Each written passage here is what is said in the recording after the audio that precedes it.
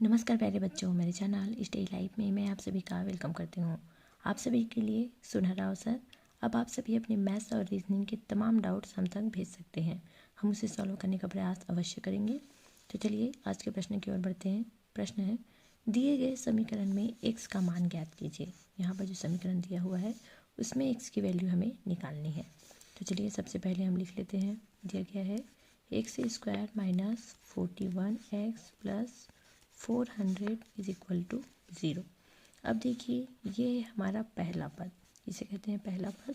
ये है दूसरा पद और ये है तीसरा पद, है ना। तो पहला वाला जो पद है वो तीसरे वाले का, इन दोनों का गुना करना है। यहाँ पर तो कुछ नहीं है, मतलब एक है, तो यहाँ पर है 400। अब आपको ध्यान ये देना है कि हमें दो ऐसी संख्याएं लेनी है, दो ऐसी संख्याएं लेनी है जिसका जोड़ घटाना करने पर 41 आना चाहिए और उसका गुना करने पर 400 आना चाहिए। तो 41 किस में आता है, तो हम देखते हैं 41 जो है वो 16 और 25, यहाँ पर हम कर लेते हैं। यहाँ पे गुना करने पर 400 आना चाहिए, गुना और जोड़ने घटाने पर कितना आना चाहिए, -41। एक्स को छोड़ देते हैं, अभी -41 आना चाहिए। तो 16 और 25 हम दो संख्याएं लेते हैं, यहाँ पर लिख देते हैं जोड़ या घटाना। जोड़ या घटाना करने पर 41 आना चाहिए और उसका गुना करने पर आना चाहिए 400। अब देखते हैं, हम 16 और 25 दो संख्याएं लिए हैं, 16 और 25। अब देखिए दोनों को हम माइनस में लेंगे। 16 और 25 को जब हम लेंगे, अब इन दोनों को हम जोड़ देते हैं, कितना हो जाएगा, 6 5 11 के 1, हासिल है 1 2 1 3 और 1 4, ये हो गया। तो जब भी दो संख्याओं को जोड़ते हैं तो जुड़ने के लिए तो संख्याएं जुड़ेगी, लेकिन चिन्ह ऋण का ही लगेगा और दोनों ऋण में है तो दोनों का गुना करेंगे तो कितना आएगा, चलिए देखते हैं। 5 6 यहाँ पे कर लेते हैं, 16 गुना 25। अब उसके बाद सीधा करते हैं, 25 6 150, 150 होता है तो यहाँ पे 0 लिखते हैं और यहाँ पे 15, 25 से कम 25, अब 25 में से 15 जोड़ेंगे तो आएगा 400। तो ये देखिए हमें संख्या प्राप्त हो गई कि जब हम जोड़ घटाना करें किए तो आया -41 आ गया यहाँ पे, और यहाँ पे जब हम गुना किए तो 400, तो हमें दो संख्याएं प्राप्त हो गई। तो दूसरे वाले पद को आपको देखना है कि ऐसी दो संख्याएं लेनी है जिसका जोड़ घटाना करने पर 41 आना चाहिए और गुना करने पर 400 आना चाहिए। या दूसरी यहाँ पे जो भी संख्या रहेगी तो दूसरे वाले पद में जोड़ घटाना करने पर ये वाला पद आना चाहिए और गुना करने पर उन दोनों संख्याओं का ही गुना करने पर 400 आना चाहिए।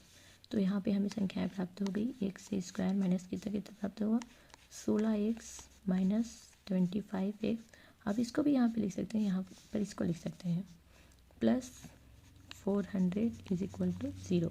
अब दोनों में कॉमन क्या है, तो x इसमें भी है x इसमें भी है, तो x को हम कॉमन निकाल देते हैं। यहाँ पे क्या बचेगा, x माइनस कितना, यहाँ पे 16, ये हो गया। अब यहाँ पे से कॉमन क्या निकलेगा, यहाँ पर जो आया है वो इधर भी आएगा।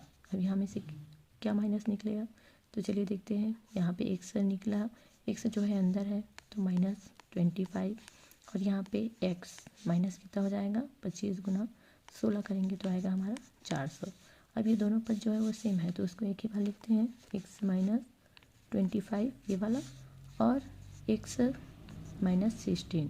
अब इस वाले को हम नहीं मिलाए थे, मिला लेते हैं। x का गुना x² minus 16x minus 25x, उसके बाद माइनस माइनस का गुना प्लस और 25 16 होता है 400।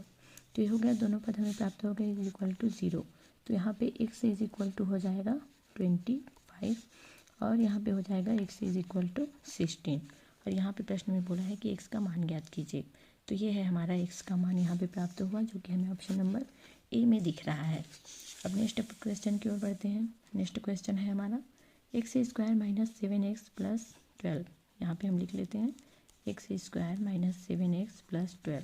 तो मैंने बताया था कि तीसरे पद और पहले पद का गुना करना है तो 12 ही आएगा और दो संख्याएं लेनी है जिसको जोड़ने या घटाने पर कितना आना चाहिए, 7 आना चाहिए। तो चलिए देखते हैं, संख्याएं दो लिखते हैं। 12 किसका किसका गुना होता है, 6 दूने 12, लेकिन उसको जोड़ेंगे घटाएंगे तो 7 नहीं आएगा। तो 4 और 3, -4 और -3, इन दोनों को जोड़ेंगे तो -7 आएगा और गुना करेंगे तो 4 3 12 और ऋण का गुना होता है धन। तो ये संख्याएं हमें प्राप्त हो गई। तो यहाँ पे होगा x² minus 4x minus 3x plus 12 is equal to 0। अब x दोनों में है इसमें भी तो x कॉमन निकल जाएगा। यहाँ पे बचेगा x माइनस 4 और यहाँ पे निकलेगा -3 x minus 4 is equal to 0।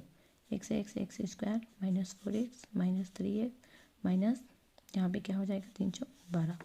अब x माइनस 4 और x माइनस 3 ये दोनों एक ही है तो एक ही बार लिखते हैं इज इक्वल टू 0। तो x इज इक्वल टू हो जाएगा 4 और x इज इक्वल टू हो जाएगा 3। ये माइनस है तो इधर प्लस में बदल जाता है और ये भी माइनस है तो प्लस में और प्लस रहेगा वो माइनस में कन्वर्ट हो जाता है। तो ये रहेगा हमारा option number A right answer. Next question है हमारा x square minus 12x plus 35 is equal to 0। तो x square minus 12x plus 35। अब 35 को आपको देखना है कि किसका गुना करने पर 35 आता है। तो 7 पंचे 35 होता है और 7 और 5 को जोड़ेंगे तो 12 होता है। तो यहाँ पे हमें संख्या मिल गई x square minus 7x minus 5x plus 35। ये देखिए ऋण और ऋण दोनों हैं तो दोनों संख्याओं का जोड़ होगा और चिन्ह लगेगा ऋण का और दोनों को जब हम गुना करेंगे तो 7 पंचे होता है 35 और ऋण धन। अब दोनों में कॉमन है एक्स माइनस 7 और यहाँ पे निकलेगा -5 x minus 7 x square minus 7x minus 5x plus ऋण और ऋण धन। ये हो जाएगा एक्स माइनस 7 और एक्स माइनस 5। तो एक्स इज इक्वल टू यहाँ पे 0 है सभी में है 0 तो एक्स इज इक्वल टू हो जाएगा 7 और एक्स इज इक्वल टू हो जाएगा 5 जो कि हमें दिख रहा है ऑप्शन नंबर ए में। यही हमारा राइट आंसर। Thank you.